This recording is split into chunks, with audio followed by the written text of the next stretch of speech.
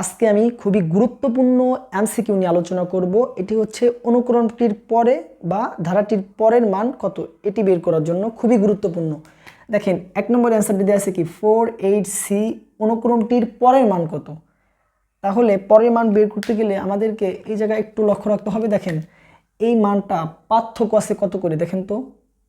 এই পার্থক্য বের করার জন্য দ্বিতীয় মান থেকে প্রথম মান যদি একটু বিয়োগ করি তাহলে এর পার্থক্য হচ্ছে কত, 4 করে। পার্থক্য কত, 4 করে।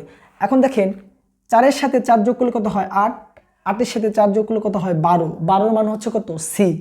এখন এই সির সাথে যদি 4 যোগ করি তাহলে 4 যোগ করলে কত হবে 16 আসবে। তাহলে যেহেতু এই সিরিজটা আছে কি সে হেক্সাডেসিমালে, সেহেতু এই 16 থেকে 16কে বিয়োগ করলে কত হবে 0 হবে এবং হাতে ক্যারি থাকবে কত 1। তাহলে এই মানটা আমাদের যেটা আসতেছে সেটা হচ্ছে কত গ নম্বর।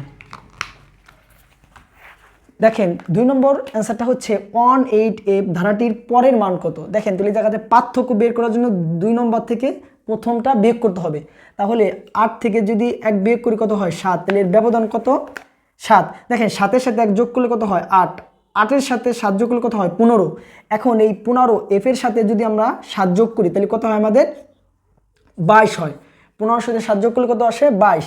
তাহলে পরের ধারাটির পরের মান বের করতে হলে, কারণ হেক্সাডেসিমালে তো 22 কখনো আনা যাবে না, তাহলে এখন দেখেন 22 থেকে যদি 16 বিয়োগ করি, 22 থেকে 16 বিয়োগ করলে কত থাকবে, 22 থেকে 16 বিয়োগ করলে কত থাকে 6 এবং ক্যারি কত থাকে 1।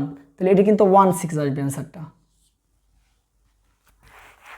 দেখেন 3 নম্বর অ্যান্সারটা ধারাটির পরবর্তী মান, এটা 3 নম্বরটা তোমরা উত্তরে লেখে উত্তরে কি কমেন্টে দিয়ে দেবা, তোমরা নিজেরা করবা। 3 নম্বরটা কমেন্টে লিখে দেবা, আমি দেখি কে কে তোমরা পারো।